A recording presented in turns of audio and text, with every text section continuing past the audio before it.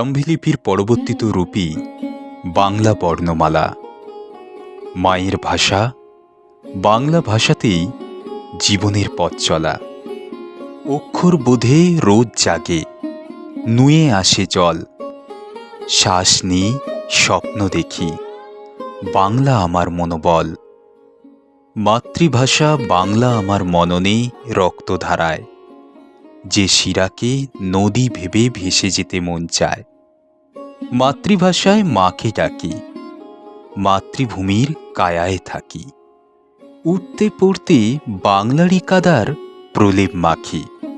বাংলাতেই হাসি কাঁদি, বাংলাতেই লিখি।